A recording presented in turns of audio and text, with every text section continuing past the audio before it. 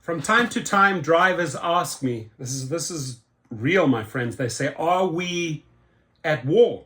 Are we at war with Uber, Lyft, Doordash, and these gig companies, right? And my answer is no, we're not at war. Because if we went to war, right, and obviously we have a lot of foot soldiers, right? We have a lot of arsenal, a lot of ammunition, social media, you name it, right? Strikes, protests, right? This is all of our ammunition that we have. If we were going in with the attitude, we've declared war, this is war, then the goal would be to wipe them out. That is not the goal, ladies and gentlemen, right? That is not the goal. The goal is not to wipe out Uber, Lyft, and these companies. No, we're at a game of chess, right? We're playing chess against these companies, right? Anybody understand the game of chess, right? This is about tactics, my friends. This is about strategies that drivers can apply. This is about the level of coordination between all the drivers, the cities, etc., that are involved, right? So we are literally in a game of chess. And here is our massive advantage that we have, right? We have endless supply of kings. We have an endless supply of queens, right?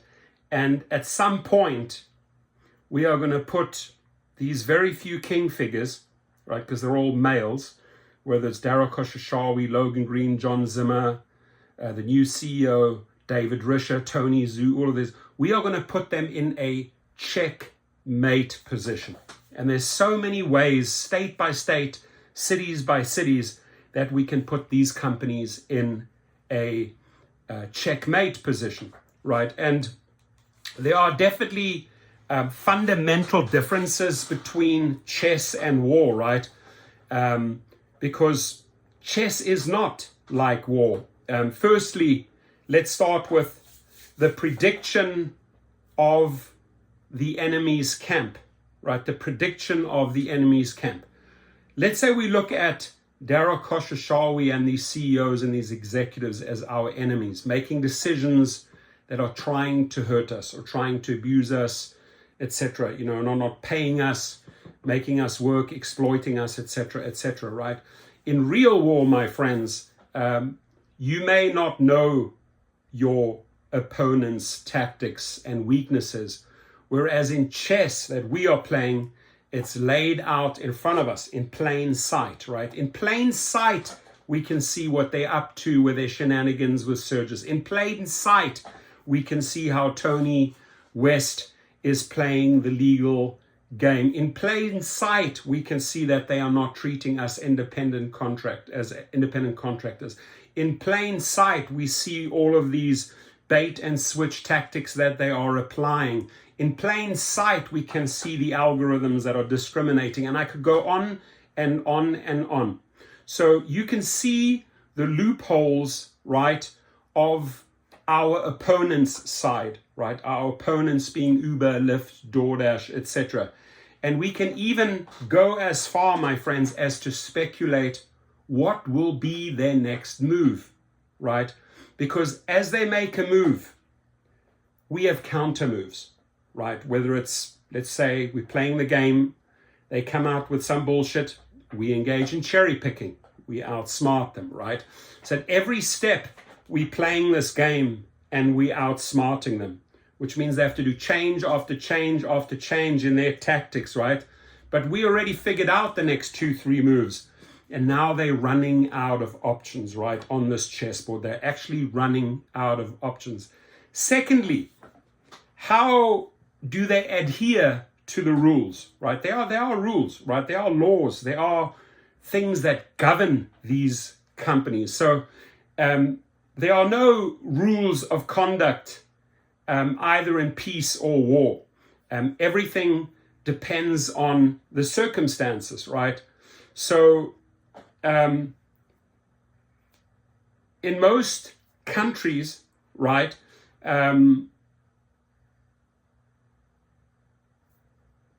people would rather go out and commit, or leaders would rather go out and commit crimes or war crimes, right? But in this game, in the gig economy, the rules that are essential to operate in these cities, in these states, right, that they should abide by, they actually define the game. So the moment they are not adhering to the rules, right, Proposition 22, all the ways they try to bypass the rules that they should adhere to, and Travis Kalanick was a master at that, right? We already know the set of rules that they adhere to. So if they are breaking these rules, it's very, very evident. We can act and we can call them out. And there's many ways of doing that, right? So our opponent's initial strength at the beginning of the game, right? At the beginning of the chess game, you know that both opponents, right, have an equal amount of pieces and an equal chance of winning the game, right? In the various, let's say on the one side Uber, on the other side the drivers and the delivery drivers, right? However, in war, one of these sides may have an advantage, right, over the other when it comes to the number of fighters, the number of skills, the number of weapons, the number of equipment, technology, etc. My friends, if I tell you that a company with a specific budget, right, just look at Lyft, right, they had to wipe out 1/3 of their force now, right, 1/3 of their 3,600 soldiers. We have unlimited skills, right? We have unlimited weapons in our arsenal. We have unlimited access to technology, social media, sharing, Facebook. We can set up unlimited Facebook pages, make unlimited amount of videos, and keep pounding and pounding them, right? But with an army of just 3,600 people, or maybe even more at Uber, they have really limited ways of using that initial strength that they started off with in this game of chess. Now, the order of attacks, right? The order of attacks in this game, in the chess game, you know that in chess, every player gets a chance to make their move, right? They make a move, we make a move. You can only attack or respond to an attack after your opponent makes their move, right? So if they come out with upfront pricing, if they come out with whatever, trip radar, boom, millions of drivers make the move. You get it, right? So on the other hand, there is no rules when it comes to attack or defense in war, right? So we're not here engaging in war, my friends. Either of the sides, right, can attack whenever and wherever they want to, right? So now, determining the winner of this game, right? On the one hand, you've got probably 5 million gig workers, 5 million drivers. On the other hand, you've got a hand of executives, board members, investors, etc. Just look at the sheer numbers, right? In chess, once you capture, right, which is the checkmate, your opponent's king, like for example, Dara Khosrowshahi or Tony Zhu, the game is considered over, right? We haven't done that yet. We've had Logan Green and John Zimmer, maybe kings, surrender, right, or almost be forced into checkmate, but in comes this guy called David Risher to replace them. So right now, think of it, we are in the game of chess determining a winner between CEO David Risher and millions of Lyft drivers or millions of Uber drivers, right? So that doesn't apply to war, my friends.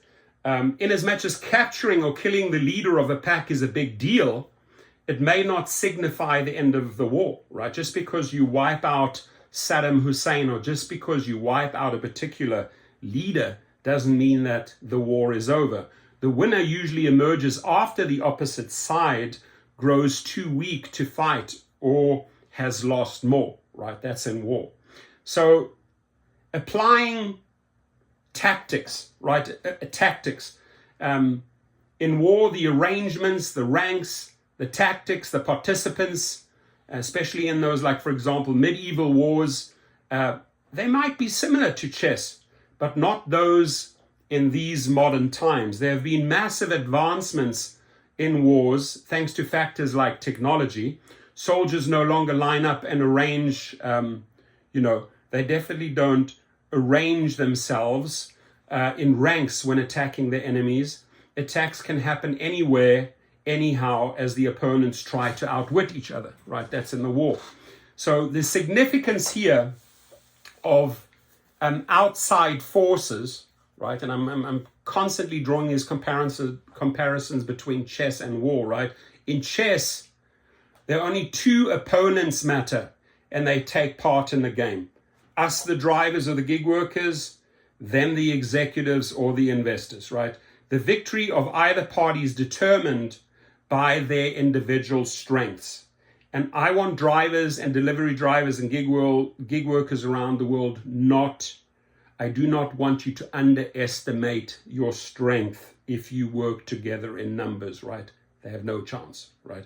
Again, like I said in the beginning, we have endless supply of kings, we have endless supply of queens, we have an endless supply of castles, we have an endless supply of foot soldiers out there. So let's just work together. In war, usually outside forces, such as political influence, play a huge role in determining who emerges the winner, right? So the final verdict here is modern chess bears more similarity to wars, right, in medieval times than to those in modern times. This can be attributed to the advancement of factors, again, such as technology, weapons, knowledge, skills, and tactics used, just to mention a few. Therefore, chess represents a way of life that no longer exists, hence is now considered only a game. And I want you to understand that we are in a game of chess against these companies. We're not in a war, right? And know this, your strength, your numbers, your access to social medias, your power to walk into a legislator's office, our power to even elect former Doordash drivers into political positions that are now influencing the field of chess, right?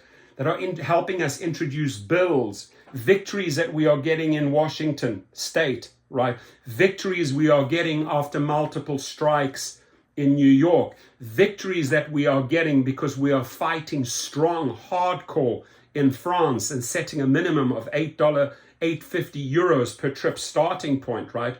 We have just started the game of chess, and we have endless moves in our arsenal. We have endless ways to checkmate these individual kings, these CEOs on the board of chess. No matter what city, no matter what state, no matter what country, my friends, we have the numbers. We as drivers have access to other people. I, for example, can call upon multiple law firms, right? Uber, Lyft have to pay individual law firms. They have to pay paralegals. We have millions of drivers who know attorneys, right? Who have access to small claims court, who have access to arbitration. So just the sheer volume of moves that we can make, they cannot keep up. Every single time, city by city, listen to me, when we are engaging and when we keep on engaging and fighting together in this game of chess, not war, against these companies, we will always force them into a checkmate position. We've showed it before multiple times, and we'll do it again multiple times. I just don't want you to ever give up, right? And my message here, let me use two examples, Uber and Lyft. Let me use the example of Logan Green and John Zimmer, where we applied so many chess moves that they resigned, right? They were just incapable of keeping up, right, or managing these companies with the volume of moves, chess moves we made on them, right? They looked for a lifeline. That lifeline was CEO David Risher, right? David Risher, my message to you, we're not at war with you. We can actually engage in a game of chess with you. You would lose every single time because we have the numbers, we have the strikes, we have the boycotts, we have the protests, we have the access to attorneys, we can draw in drivers into class action suits, we can fight any deactivation, wrongful deactivation, and drag it into court, and you're just going to pay and pay and pay and pay and pay and pay and pay and pay and pay all day long, right? You will never ever get out of that low stock price. But if you want to sit down and put the chessboard aside and talk and communicate one-on-one and say, listen, I'm exhausted, I cannot play the game of chess with you guys because you always win, you always checkmate us. How do we find solutions? How do we build bridges going forward between us, the company, the executive, the investors, and you, the people who are bringing in the buckets and the wheelbarrows of money, right? At that point, if we can push the chessboard aside and just deal one-on-one and communicate, maybe just for 20 minutes, maybe on April the 27th from 2 p.m. to 2:20 p.m., just set some time aside, right? Off the record is fine. And we can communicate what it takes to turn a company around, what it takes to keep drivers happy so that they don't constantly have to sit down with you at the chessboard hour after hour after hour, right? And make their moves and make their moves and make their counter moves and make their attack moves and use their strategies and use their collaboration and use their contacts and use their resources and use their, you name it, to force you into checkmate. You'll get too exhausted. We have an endless supply of players, of drivers, of gig workers. Every gig worker you kick off the table will have 4 or 5 replacing them. You cannot win, right? Your stock price is what's important to you. You're chasing the prize of $980 million.